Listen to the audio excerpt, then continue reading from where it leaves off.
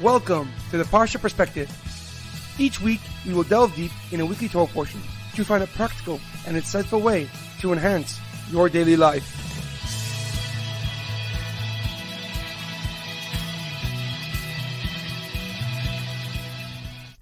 Thank you for tuning in. My name is Rabbi Shalom Yamini, and each week we will look into the weekly Torah portion to find practical and insightful ways to enhance your daily life. This week's Parsha Perspective is in honor of our homeland, Eretz Yisroel. May HaKadosh Baruch Hu, may God protect our brave soldiers as they eradicate our enemies. May God save all the hostages in Gaza and return them home immediately. This week's Parsha Perspective is in honor of the Refuah Shlema of HaRav Amitai ben Shoshanna and all those who need to experience a speedy and complete recovery. This week's Parsha Perspective is in loving memory of Edward Ben Efraim, Shlomo Ben Edward, and Yirachmiel Daniel Ben Gedalia. May their souls be uplifted and may their memories be a blessing. This week's Torah portion begins the second book of the Torah, Sefer Shemos. Our Parsha ends the story of a family and begins the birth of a nation. The Torah begins by giving us context to the Jewish people's situation at that time.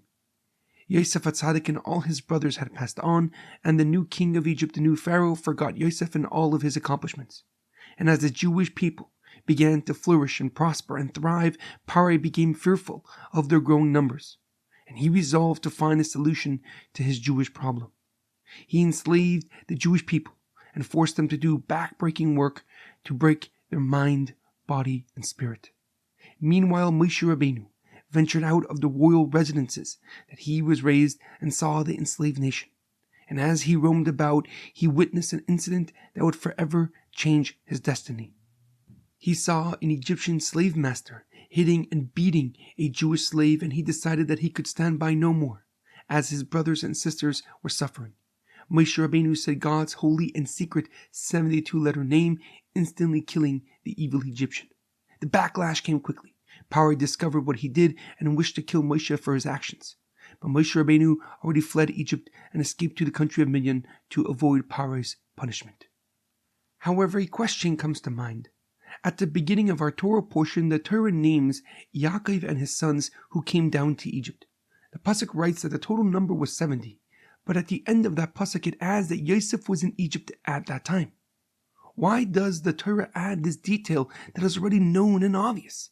If Yaakov and his family are coming down to Egypt, they were coming at Yosef's request, so what does the fact that Yosef was in Egypt at that time add to the narrative that the Torah is trying to teach us? The Chizkuni, Rav Chizkiah ben Mana, gives a simple explanation. He writes that the next pasuk tells us that Yosef and his brothers had passed on, and hence the Torah reintroduces Yosef and where he was as it does for his father and his brothers. However, Rashi, Rav Shlomo Yitzchaki, the leading Torah commentary, gives a deeper and more profound explanation. He answers that the Torah adds the detail about Yosef to tell us that his holiness, his spirituality, his essence did not diminish despite his location. Although he was in Mitzrayim, in Egypt, a country whose essence contradicts the very notion of Yosef's being, a place that is the epitome of sin, impurity, and evil, it did not influence him, and nor did it detract from his holiness. Rashi writes that Yosef, who is the apple of his father's eye, a shepherd who spent time connecting to God, is the same Yosef, who is the viceroy of Egypt. And despite the honor, the prestige bestowed upon him for saving the world from hunger and from starvation, Yosef did not change nor switch his belief. The holiness with which he left his father's home with pales in comparison, says Rashi, to the righteousness, to the holiness that he exudes as the viceroy of Egypt. And the Yirachmiel HaKadosh takes Rashi's explanation a step further. Rav Chaim ben Attar writes that Yosef's righteousness surpassed the holiness of all his brothers combined.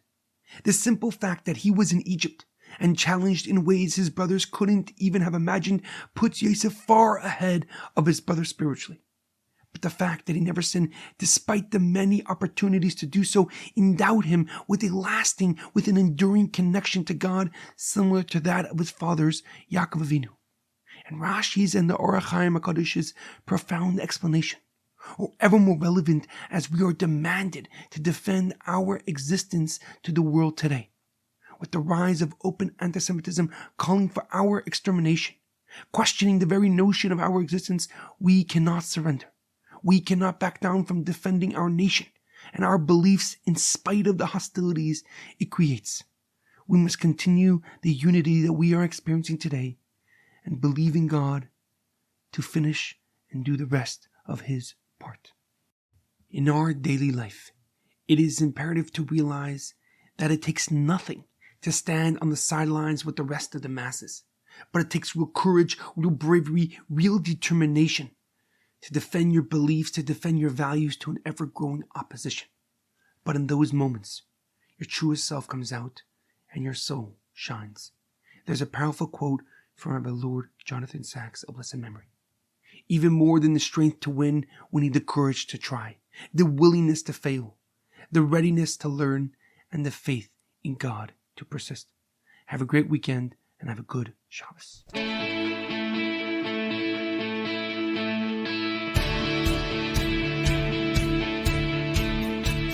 Thank you for tuning in to the Parsha Perspective.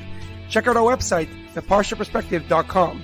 Send thoughts and comments to theparshaperspective@gmail.com. Till next time, thanks for listening.